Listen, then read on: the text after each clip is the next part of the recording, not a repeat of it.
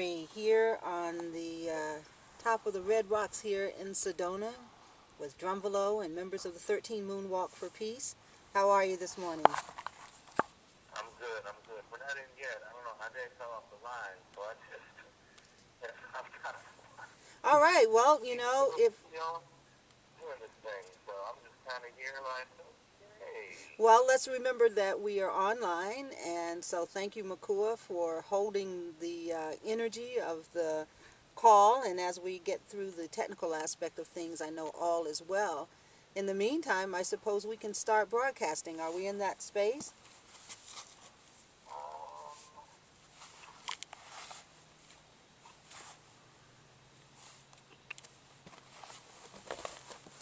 Yeah, actually right now we're not on live. I have you on screen.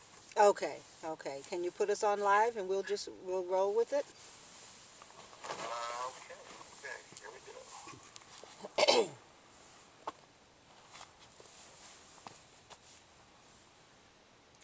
Good afternoon and welcome to Peace Talks on Life Conversations Radio.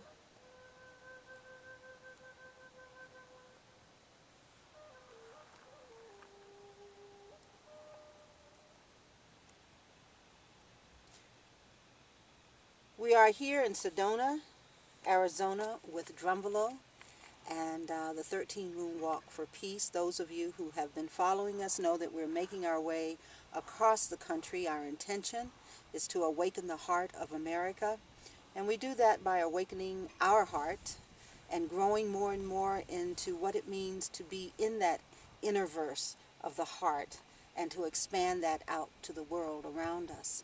And so that in that space, all we have to do is be mindful of the fact that our responsibility is just simply to show up.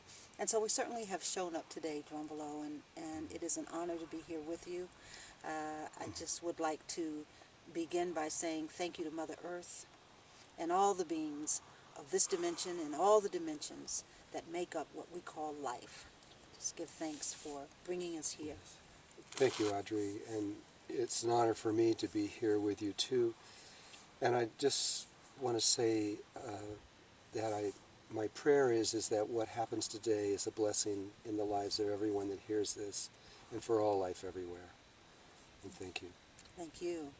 You know, this is a continuation of a conversation we've been having.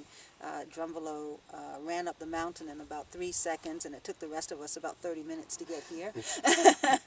But I wish I could visually show you where we are. It's an amazing space. So it provided the expansion of and union of all of our thoughts as we began to have a conversation. And the one that really touched me, or one aspect of our conversation that I wanted to just go right to, is the whole conversation around the plasma beings, particularly in relationship to the time that we're in, Drunvalo. Can we talk about that? Yes, of course. What is it that you are interested in? The part that I'm interested in is how we tend to think of ourselves often in this dimension, very focused on the self. And those of us that gain a little bit, then we continue to, that radiance goes out more and more, and the more enlightened we become, the more we realize that our self is just everything. There is no separation. But at a time that we're in on the world, where there are many, many things that must change, I would say change for our survival, change for the upliftment of Mother Earth and humanity in that sense. There are those beings, not just of this dimension, but multiple dimensions, who are trying to show up now to teach us and to help us. Not necessarily, they can't do our work, but they're certainly here to awaken us even further. It's true. It's not just from inside the Earth, it's outside the Earth too. Extraterrestrials, they've been here for a long time. And I know that most people are not truly aware of their existence. We've been hearing about them, we've been seeing their ships, we've been, all these kinds of things. But the times are changing now where some of these very benevolent beings have decided to begin to make their move and to begin to make themselves aware, make us aware of them. And their intentions are absolutely pure. Most of the most of our experience with ETs and other forms of life have, in the past, have not been real good. This was with the Greys and the reptiles and these kind of people who abducted us and did kinds of experiments with us and everything. Those days are gone. And now it is the other beings that really do love us and care about us. These people are now beginning to make themselves known around the world. And there is this particular one, which the Mexicans call the plasma beings, because that's where they first appeared on Earth. And my experience with them is extended from about 1996 until the present. And it's only until just recently that I've had direct connection with them. And they really do care about us, and they really do want to help us.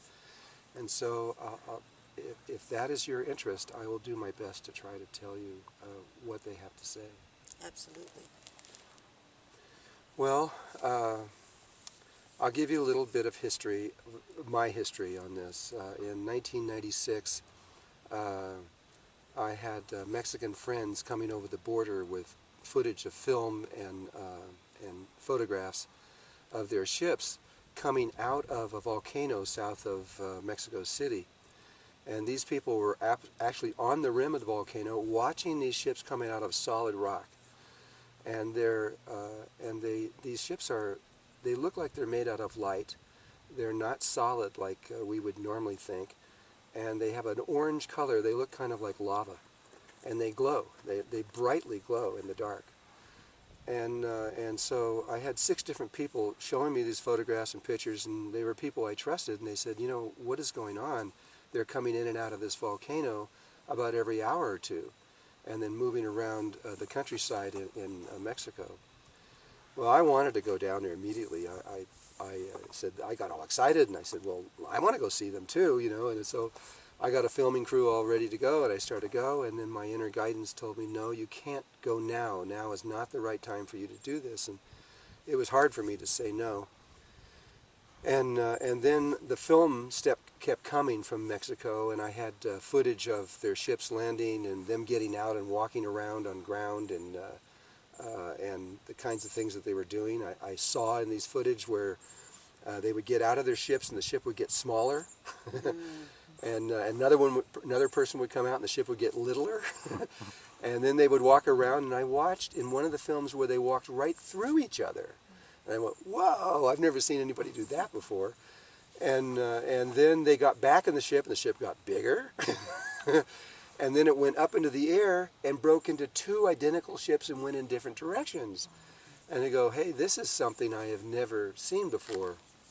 And I became, it's a long, long story, but I became friends with a person, Carlos Diaz was his name, and he was one of the first people to ever see them.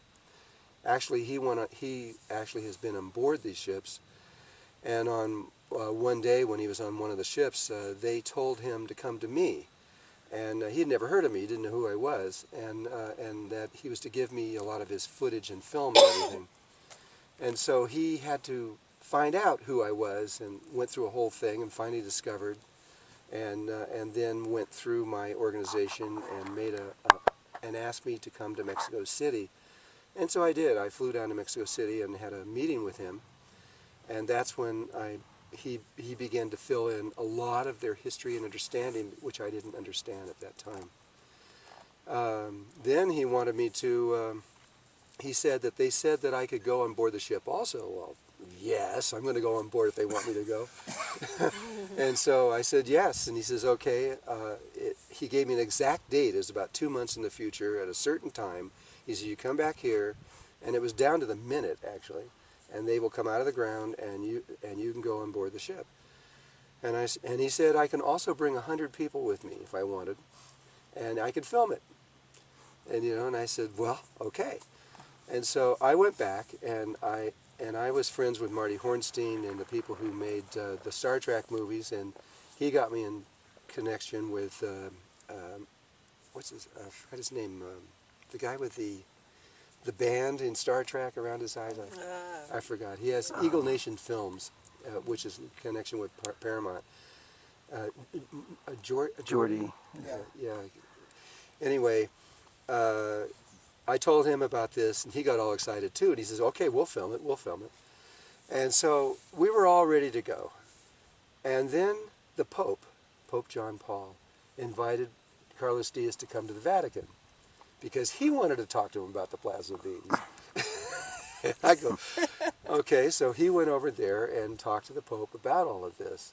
And the Pope is evidently really believes in extraterrestrial life forms and how they're going to interconnect with us at this time.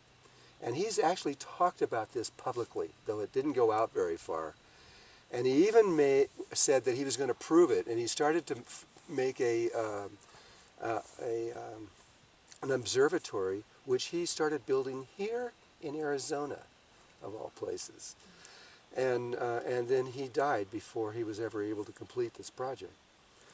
Well, anyway, when Carlos Diaz was with the Pope, the dark side stepped in, and they went to his house in these, all dressed in black with machine guns, and they took part of his family. They kidnapped part of his family.